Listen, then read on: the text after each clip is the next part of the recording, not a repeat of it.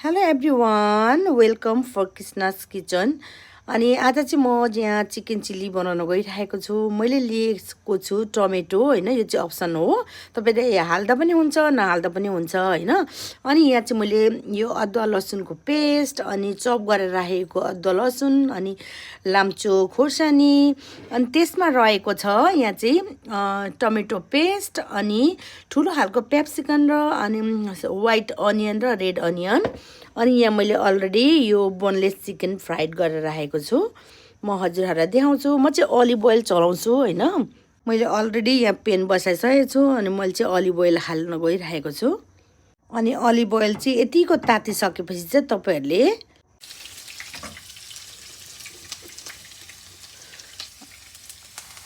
मैले यहाँ टमेटो पनि हालिसकेँ हैन।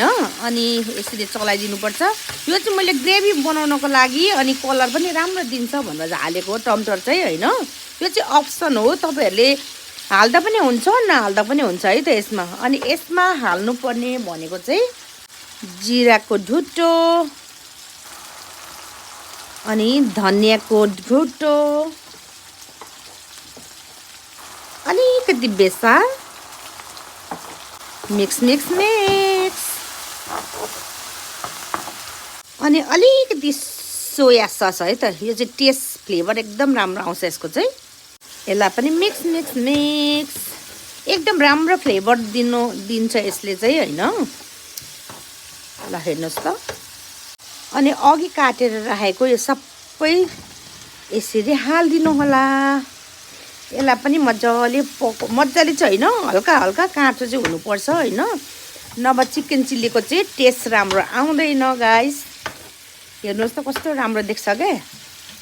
अनि यसरी मिक्स गरिसकेपछि चाहिँ तपाईहरुले एकछिन छोप्दिनु पर्ने हुन्छ। ल मैले एकछिन छोप्न दिएको छु यसलाई।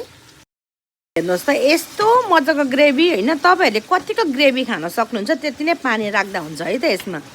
म चाहिँ यतिकै राख्छु हैन। हामी सबैलाई यतिकै मनपर्छ ग्रेभी चाहिँ। अनि कतिको काँचो कतिको पाकेको त्यही हिसाबले गर्नु होला है।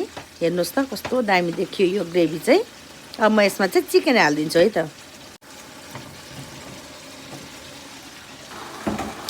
Mix wow.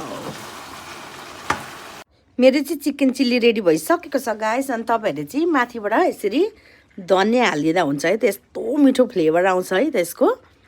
हजुरहरु पनि घरमा बसेर जाडोमा यसरी नै चिकन चिल्ली बनाएर खान सक्नुहुन्छ। ल हेर्नुहोस् त वाउ कस्तो राम्रो देखिरहेछ। ल हेर्नुहोस् त वाउ।